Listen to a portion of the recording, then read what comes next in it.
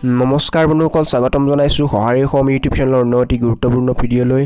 আৰু আজিৰ এই গুৰুত্বপূৰ্ণ ভিডিঅ'টোত আপুনি জানিব যে কেনেকৈ আপুনি মাইক্ৰ'ছফ্টৰ উইণ্ডোজ 8, 8.1 আৰু উইণ্ডোজ 10ৰ মেট্ৰ' ষ্টাৰ্ট টু ক্লাছিক ষ্টাৰ্টৰ কনভাৰ্ট কৰিবলৈ পাৰিব। অৰ্থাৎ আপোনাৰ উইণ্ডোজ 8 আৰু উইণ্ডোজ 8.1 আৰু উইণ্ডোজ 10ত যি মেট্ৰ' ষ্টাৰ্ট থাকে, যদি সেইটো আপোনাৰ পচন্দ নাথাকে তেতিয়া আপুনি তাক ক্লাছিক ষ্টাৰ্টলৈ, যেনেকৈ উইণ্ডোজ 7ত থাকে সেইনেকৈ আপুনি ক্লাছিক ষ্টাৰ্টলৈ কনভাৰ্ট কৰিবলৈ পাৰিব। হয় বন্ধুসকল, এই ভিডিঅ'টো আপুনি সম্পূৰ্ণ চাওক আৰু এই ভিডিঅ'টোৰ মাধ্যমেৰে আপুনি জানিব যে কেনেকৈ আপুনি মেট্ৰ' ষ্টাৰ্টৰ পৰা ক্লাছিক ষ্টাৰ্টলৈ আপুনি কনভাৰ্ট কৰিব পাৰিব। আহক তেনে পলম নকৰি আজি এই গুৰুত্বপূৰ্ণ ভিডিঅ'টো আমি আৰম্ভ কৰোঁ।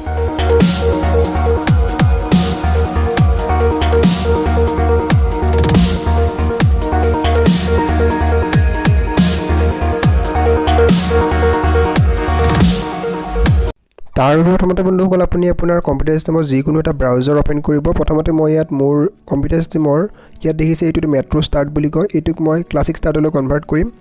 চ' আপুনি কি কৰিব লাগিব, আপোনাৰ যিকোনো কম্পিউটাৰ ব্ৰাউজাৰ এটা অপেন কৰিব লাগিব। ইয়াত মই গুগল ক্ৰোম অপেন কৰিম। ইয়াত দেখিছে যিটো আপোনাৰ উইন কি থাকে ইয়াত দেখিবলৈ পাইছে, মই এইটো আপোনাক দেখাই দিছোঁ হাইলাইট কৰি। এই উইন কিটো প্ৰেছ কৰিলে যিটো আপোনাৰ মেনু আহে সেইটো কোৱা হয় আপোনাৰ ষ্টাৰ্ট বুলি, ষ্টাৰ্ট মেনু। সেই মেনুটো আপোনাৰ দুটা থাকে, মেট্ৰ' আৰু এটা ক্লাছিক। উইণ্ডোজ 8, 8.1 আৰু 10ত এইটো মেট্ৰ' ষ্টাৰ্টটো আপোনাৰ ইনক্লুড কৰা হৈছিল বা নতুনকৈ আহিছিল। উইণ্ডোজ 7ত ক্লাছিক ষ্টাৰ্ট আছিল, গতিকে কিছুমানে ক্লাছিক ষ্টাৰ্ট ভাল পায় আৰু কিছুমানে মেট্ৰ' ষ্টাৰ্ট ভাল পায়। যদিহে আপুনি ক্লাছিক ষ্টাৰ্ট ভাল পায় আৰু উইণ্ডোজ 8, 8.1 বা 10 চলাই আছে, চ' তাৰ কাৰণে আপুনি কি কৰিব, চ' প্ৰথমতে আপুনি ইয়াত ক্লাছিক চেল লিখি আপুনি গুগলত চাৰ্চ কৰিব ক্লাছিক চেল। ইয়াত মই গুগল ক্ৰোম অপেন কৰিছোঁ আৰু ক্লাছিক চেল লিখি মই ইয়াত চাৰ্চ কৰিছোঁ। তাৰপিছত যেতিয়া নেকি আপুনি চাৰ্চ কৰিব আপোনাৰ ওচৰত এনেকুৱা এটা ৱেবছাইট আহিব। চ' ইয়াত আপুনি প্ৰথম এটা ৱেবছাইট পাব, যিটো আপোনাৰ প্ৰথম ৱেবছাইট থাকিব সেইটোত আপুনি ক্লিক কৰি ল'ব। ইয়াত দেখিছে মোৰ এইটো প্ৰথম ৱেবছাইট, এইটো আপোনাৰ ট্ৰাষ্টেড ৱেবছাইট হয়, নাইবা আপুনি বেলেগ ৱেবছাইটৰ পৰা ডাউনলোড কৰিব পাৰে। এইটো আপোনাৰ মাইক্ৰ'ছফ্টৰ প্ৰডাক্ট হয়, এপ্লিকেশ্যন হয়। ইয়াত মই প্ৰথমতে ৱেবছাইটৰ পৰা এপ্লিকেশ্যনটো চিম্পলি ডাউনলোড কৰি ল'ম। এইটোৰ নাম হৈছে ক্লাছিক চেল। এই এপ্লিকেশ্যনটো আপুনি যেতিয়া নেকি আপোনাৰ কম্পিউটাৰ চিষ্টেমত আপুনি ডাউনলোড কৰিব তেতিয়া আপোনাৰ এই ডাউনলোড লোকেশ্যনত আহি যাব। আপোনাৰ ডাউনলোডছত আপুনি প্ৰথমতে চেক কৰি ল'ব। এই এপ্লিকেশ্যনটো ডাউনলোড হোৱাৰ পিছত চিম্পলি আপুনি এইটো ইনষ্টল কৰিব লাগিব। প্ৰথমতে ইয়াক মই ডাউনলোড কৰি লওঁ লেটেষ্ট ভাৰ্চনটো। ইয়াত মই ক্লিক কৰিম ডাউনলোড লেটেষ্ট ভাৰ্চন, আৰু মই যেতিয়া নেকি ডাউনলোড লেটেষ্ট ভাৰ্চনত ক্লিক কৰিম তেতিয়া মোৰ ওচৰত এটা নতুন ডাউনলোড পেজ আহিব। ইয়াত আপুনি স্কিপ কৰিব বা কাট কৰি দিব। দিয়াৰ পিছত আপোনাৰ ওচৰত যিটো এপ্লিকেশ্যন থাকিব সেইটো আপোনাৰ ডাউনলোড হোৱা আৰম্ভ হৈ যাব।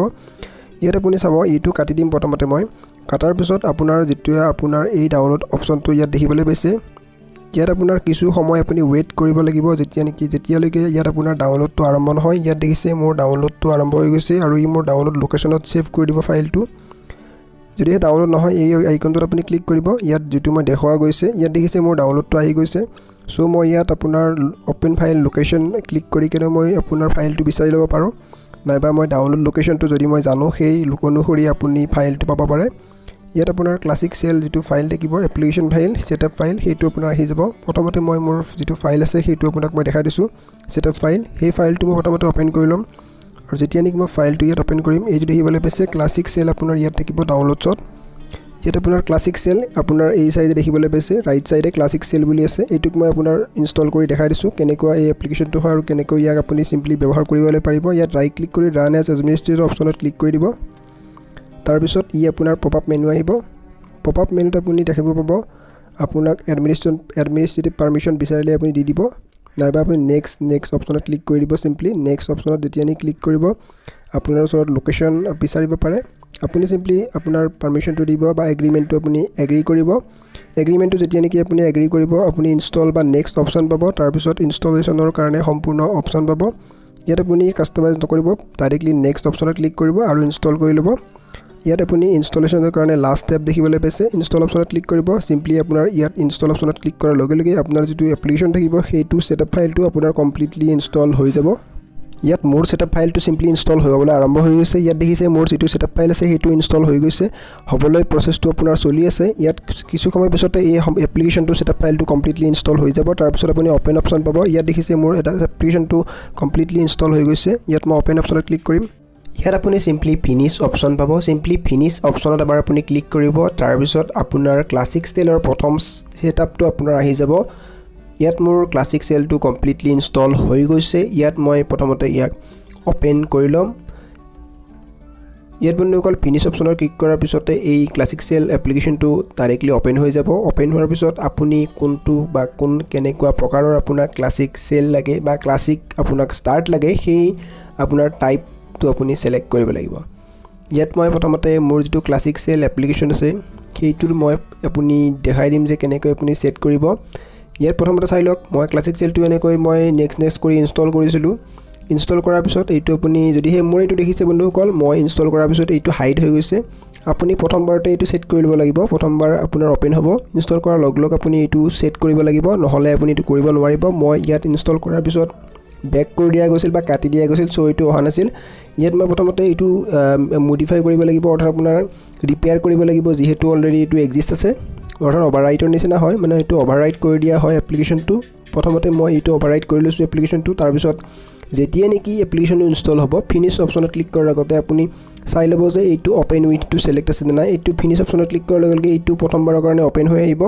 আৰু ওপেন হৈ অহাৰ লগে লগে আপুনি ইয়াত ক্লাছিক ষ্টাৰ্ট অপশ্যনটো সিলেক্ট কৰি ওকে অপশ্যনত প্ৰেছ কৰি দিব তাৰ পিছত আপোনাৰ মেট্ৰ' যেটো ষ্টাৰ্ট থাকিব এইটো দেখিছে ইয়াত আপুনি যিখন মেট্ৰ' ষ্টাৰ আপোনাৰ ক্লাছিক ষ্টাৰ্ট আপোনাক লাগে বা যেটো আপোনাৰ পছন্দ হয় সেইটো আপুনি সিলেক্ট কৰি ইয়াত ওকে অপশ্যন পাব সেইটো আপুনি ক্লিক কৰি দিলে আপোনাৰ ক্লাছিক ষ্টাৰ্টটো সেট হৈ যাব মেট্ৰ' আপোনাৰ ষ্টাৰ্টৰ ঠাইত ইয়াত মই মোৰ যেটো ভাল লাগে সেইটো ক্লাছিক ষ্টাৰ্ট সিলেক্ট কৰি ইয়াত ওকে অপশ্যনত ক্লিক কৰিম সেইটো ইনেবল হৈ যাব আপুনি বেলেগ কাস্টমাইজেশনো কৰিব পাৰে কিন্তু মই এইটো ৰিকমেন্ড নকৰো আপুনি ডাইৰেক্টলি ষ্টাৰ্টটো আপুনি সিলেক্ট কৰিব তাৰ পিছত ওকে অপশ্যনত ক্লিক কৰি আপোনাৰ যেটো ষ্টাৰ্ট থাকিব মেট্ৰ' ষ্টাৰ্টৰ পৰা ক্লাছিক ষ্টাৰ্টটো কৰি ল'ব ইয়াত দেখিছে মোৰ এইটো মেট্ৰ' ষ্টাৰ্ট আছিল ইয়াত মোৰ এইটো ক্লাছিক ষ্টাৰ্টটো এক্টিভেট হৈ গৈছে এতিয়া যদি মই ষ্টাৰ্ট বাটনত ক্লিক কৰোঁ এতিয়া এইটো মোৰ ষ্টাৰ্ট বাটন হয় বা উইন কি প্ৰেছ কৰোঁ ইয়াত দেখিছে মোৰ উইন্ডোজ 7ৰ নিচিনাকৈ ক্লাছিক ষ্টাৰ্টটো ইনেবলড হৈ গৈছে এনেদৰে মই মোৰ কম্পিউটাৰ সিস্টেমত ইজিলি ক্লাছিক সেলৰ সহায়ত মেট্ৰ' আপোনাৰ